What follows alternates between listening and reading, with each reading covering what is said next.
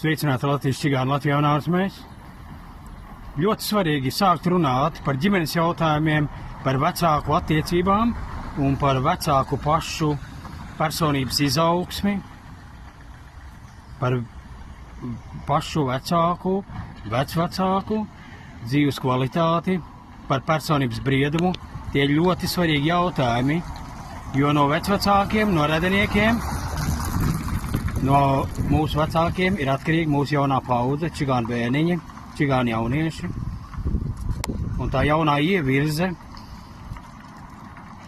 tas stimuls, tie impulsi, kurus mēs nodosim jaunai paudzei, no tā arī būs atkarīga mūsu čigānu kultūrvīde.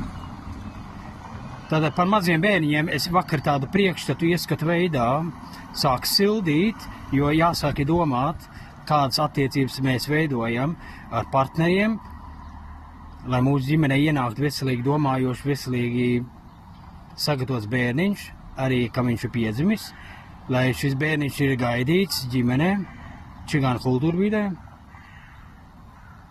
Vēl jau vairāk ir ļoti svarīgi izkopt šo te personību, saprast, kāda mēs esam. Jā, mēs kļūdamies savā dzīvē, un tas ir gan arī cilvēciski, un jāmēģina šīs te problēmas, grūtības risināt maksimāli, lai mēs nepārnesam, neprojecējam savus negatīvismus, savus nepiepildītos sapņus uz bērniem, kuri ļoti trausli un ļoti viegli ietekmēmi.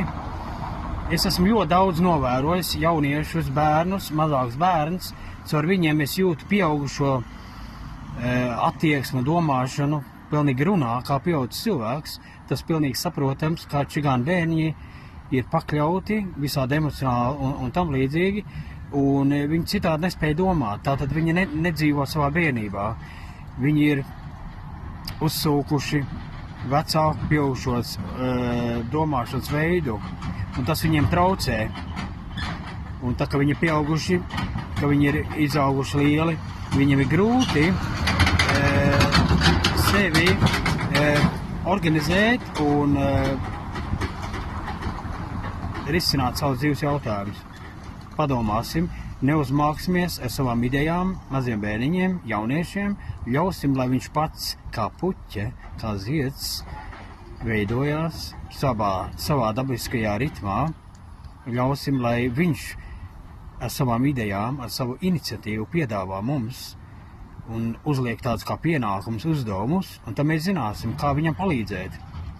Un Santa iepriekš ir arī uzsākt šo tēmu par vecāku prasmēm, čigānu cilvēki, vecāki, kuri nav nobrieduši.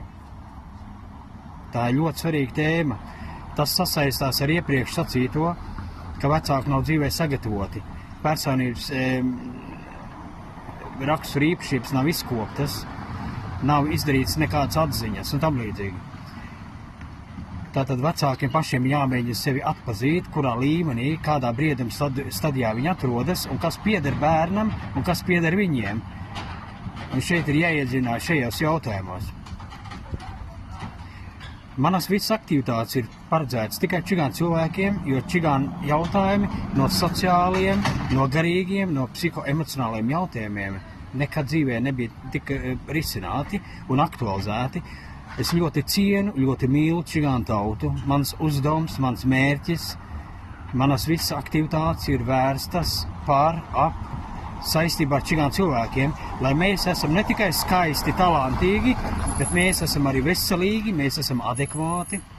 Mums vajadzētu pārskatīt savu kultūru, jo ir stagnācijas, ir dažādi veci folkloras parādības, kas valkas mums līdzi. Mums ir jāatbrīvojas no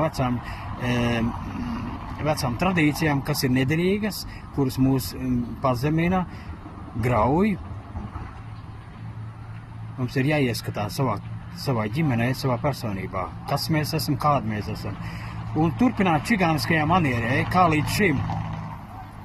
Jo čigāns cilvēks ir asprātīgs un talantīgs, viņš filtrē, viņš zina, kas ir labs, kas ir slikts. Čigāns cilvēks ir ļoti veselīgi domājušs cilvēks. ļoti veselīgi domājušs cilvēks, un tas ir ļoti pareizi.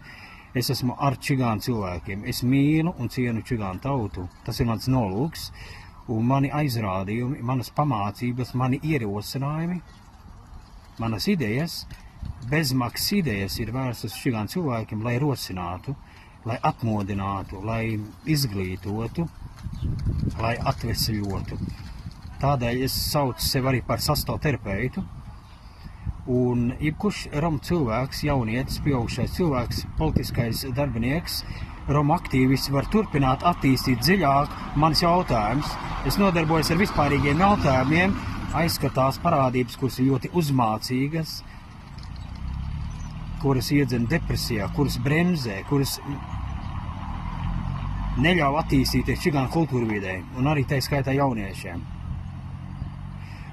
Vecvecākiem vajadzētu paļauties uz jauniem cilvēkiem, ļaut viņiem darboties, izvērsties, paplašināties, ieklausieties, uzklausiet viņu padomus. Jauniem cilvēkiem ir jauns skatījums uz dzīvi. Viņam ir ļoti vērtīgas idejas. Uzticieties jaunai paudzē. Viņi ļoti burvīgi cilvēki.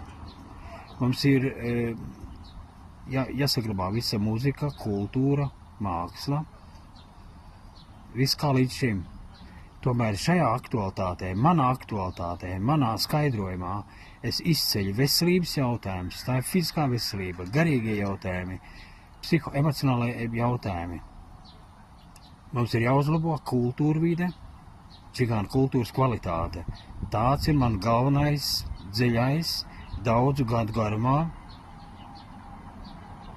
dažādas izpausmes ziņojums čigānu tautai. Es esmu Andris Tertets, es esmu sastoterapeits, es esmu čigānu pētnieks, psihologs. Paldies!